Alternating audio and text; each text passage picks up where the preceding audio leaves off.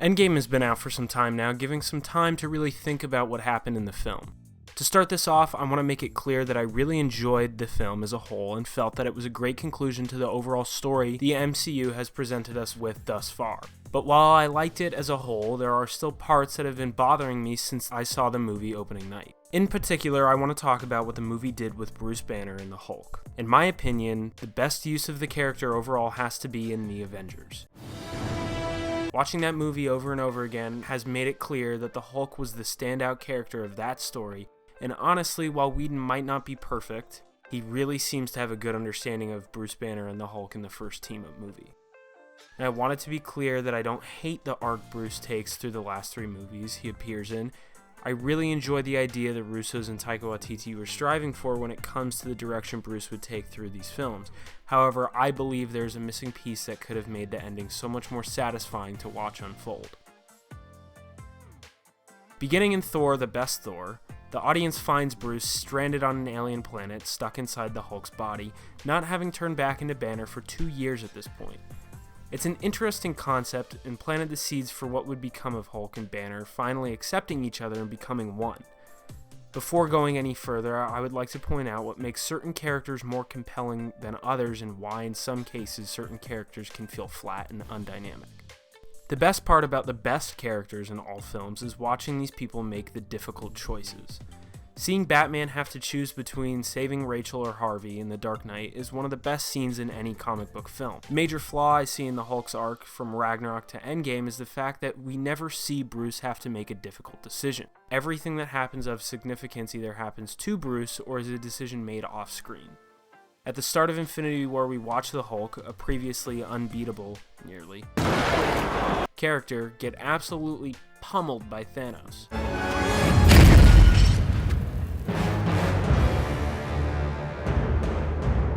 This forces the Hulk to permanently turn back into Bruce, creating conflict between Bruce and Hulk. This conflict is interesting throughout the majority of that film, but once we get to Endgame after the time jump, that conflict is resolved off-screen.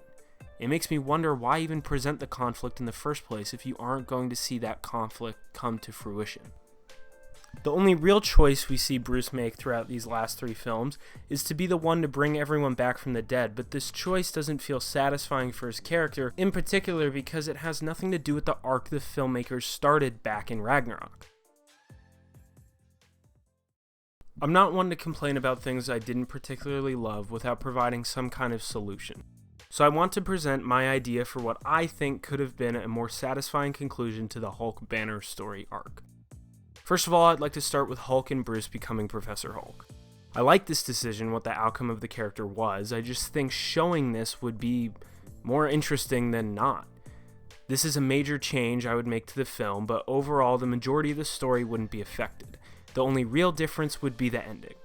The big change I would make would be to not have Bruce become Professor Hulk in the 5-year gap. When we see him again, he's just normal, everyday Bruce. When you think about it, this wouldn't change really anything throughout the majority of the film, seeing as he doesn't do anything that requires him to be Hulk. Every task he has throughout the first 2 acts can be completed with him just being everyday Bruce Banner. First of all, this allows for the decision to make the snap in the end to have more weight, as we have no idea as an audience if Bruce would be able to survive the snap without the help from Hulk. And second, we can do some pretty interesting things with the finale while making this decision. So throughout all of Endgame, everything is the same except for the fact that there is no Professor Hulk. It is only Bruce Banner. This brings us to the finale of the film, in particular the decision for Bruce to make the snap.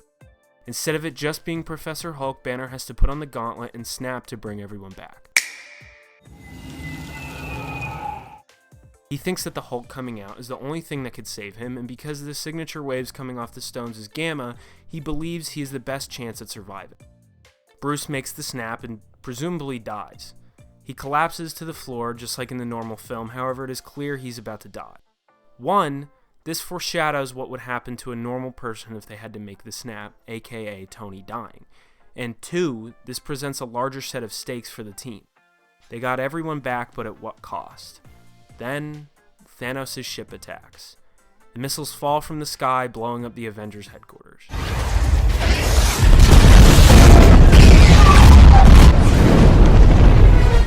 The heroes are scattered the same as they were in the actual movie. Rocket and Rhodey are stuck underneath the rubble, but something is holding up all the debris. That something is the Hulk. Not the normal Hulk, not Professor Hulk. It's clear that Bruce and Hulk are both still there, kind of half and half, but Hulk is trying to force his way out, and Bruce is trying to keep his wits. It's clear he is in pain, but the Hulk wanting to bust out is allowing him the strength to keep the building from crumpling on top of the other Avengers. The rest of this scene plays out the same. Ant-Man is running to save them, and the big three are fighting Thanos outside.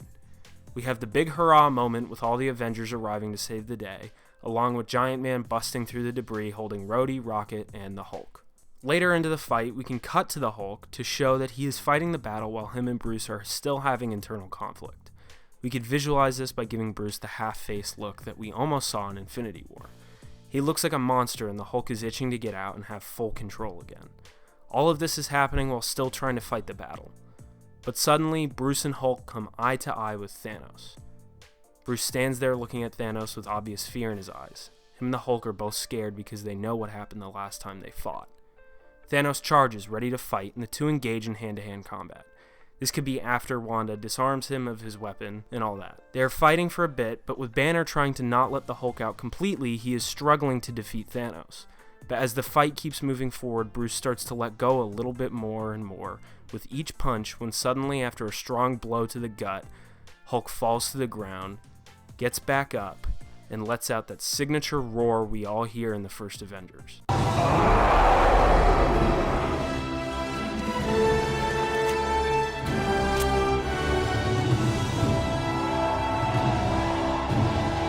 It is now full Hulk, and Thanos is clearly frightened. That punch released all of the Hulk. It's now the rematch from the opening of Infinity War, and things are clearly going to go a lot differently.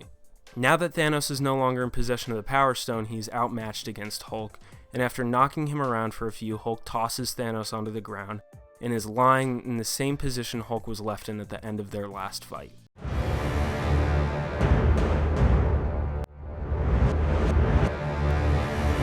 The Hulk, drained from all of this, collapses onto the ground.